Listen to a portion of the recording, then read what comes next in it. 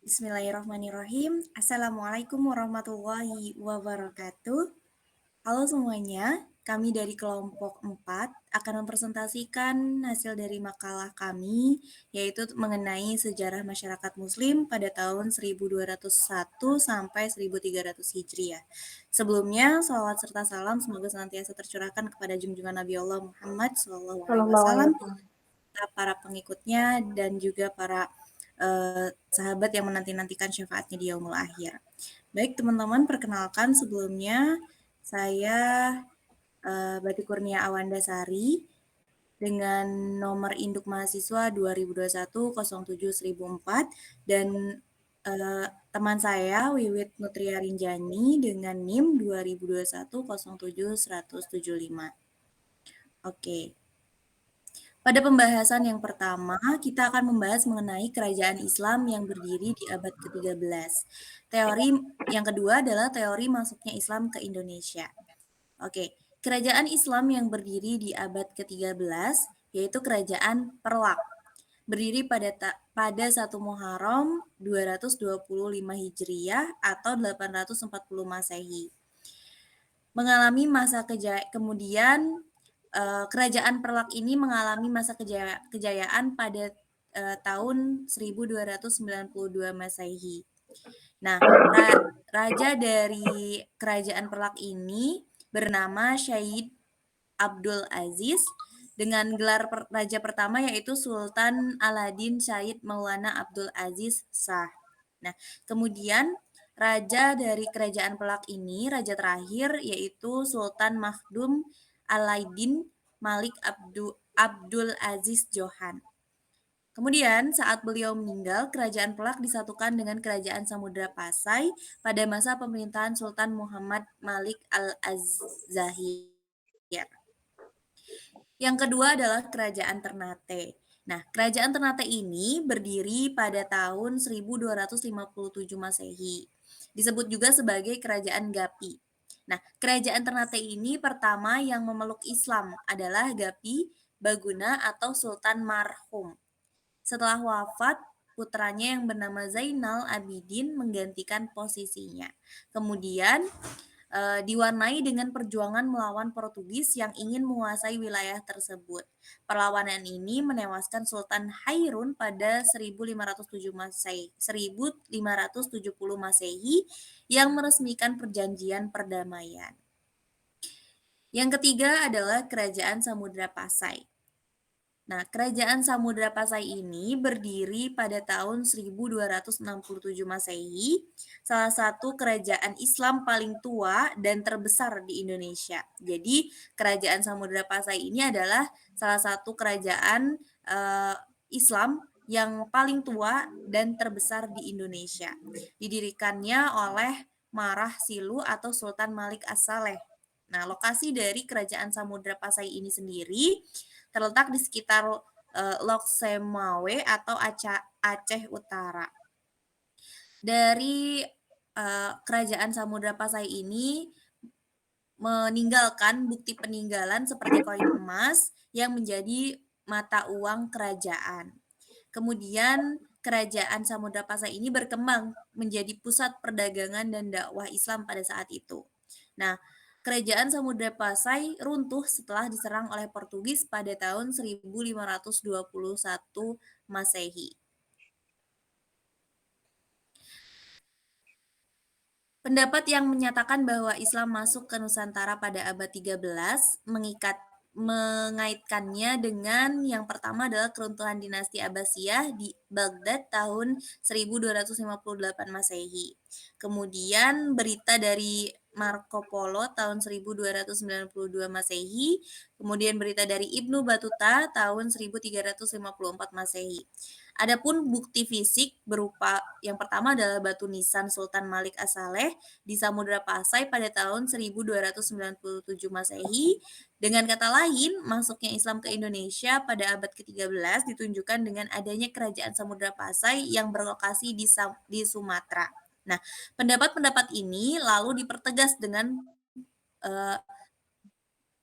periode penyebaran tasawuf di Indonesia. Oke, selanjutnya slide selanjutnya akan dijelaskan oleh Saudari Wiwit. Silahkan. Oke, baik. Terima kasih Kak Wanda. Apakah suara saya sudah terdengar jelas? Jelas, sangat jelas. Nah, di samping dari kerajaan-kerajaan yang telah disebutkan di awal tadi, disebutkan dalam buku sejarah Indonesia bahwasanya masuknya Islam hingga kolonialisme menurut tulisan Ahmad Fakhri Hutauruk, berikut ini pemaparannya. Yang pertama, teori Gujarat. Islam masuk ke Nusantara pada abad ke-13 melalui pedagang Muslim India. Nah, teori ini berasal dari Pitch-Nepal, asal Universitas Leiden. Dia mengatakan asal-muasal Islam adalah Gujarat dan Malabar. Nah, pendapat tersebut dikuatkan oleh Snokhar Gronje dalam El-Abari at least in the Netherlands atau Review the History des Religies. Di dalamnya diterangkan bahwa hubungan dagang antara Nusantara dan India telah lama berlangsung.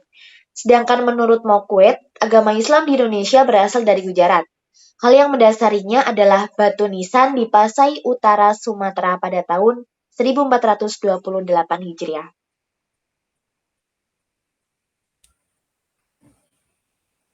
Yang kedua yaitu teori Mekah. Teori Mekah ini pertama kali diutarakan oleh Hamka dalam perhelatan Dies Natalis PTAIN ke-8 di Yogyakarta. Dia mengungkapkan hal ini sebagai koreksi teori Gujarat. Nah, teori Hamka ini menjelaskan Arab Saudi punya peran besar atas masuknya Islam ke Indonesia. Sebab menurutnya bangsa Arab adalah yang pertama kali membawa Islam ke Nusantara, lalu diikuti oleh Persia dan Gujarat. Namun, ia menerangkan bahwa masuknya Islam adalah sebelum abad ke-13 Masehi, yaitu 7 Masehi atau abad pertama Hijriah. Nah,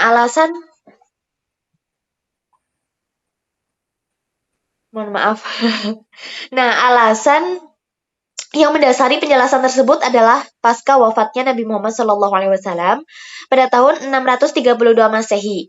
Kepemimpinan Islam ada di tangan khalifah. Dengan kepemimpinan ini, Islam disebarkan sampai ke seluruh Timur Tengah, Afrika Utara, juga Spanyol. Semasa dinasti Umayyah, perluasan berlanjut sampai Nusantara. Pendapat sejarawan Thomas W. Arnold mengatakan teori pedagang Arab menyebarkan Islam saat berdagang selaras dengan fakta pedagang Arab memimpin pemukiman di pesisir pantai utara Sumatera. Para pedagang itu kemudian menikah dengan penduduk lokal. Next slide. Yang ketiga yaitu teori Persia. Teori Persia dikemukakan oleh Hussein Jajadiningrat. Dikatakan bahwa agama Islam masuk ke Nusantara dari Persia dan singgah di Gujarat pada abad ke-13. Hal ini dapat diperlihatkan dari kebudayaan Indonesia yang punya persamaan dengan Persia.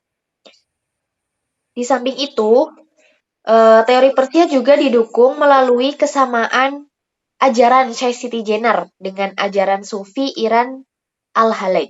Ada pula penggunaan istilah bahasa Iran dalam sistem ejaan huruf Arab untuk tanda bunyi harokat dalam pengajian Al-Quran tingkat awal.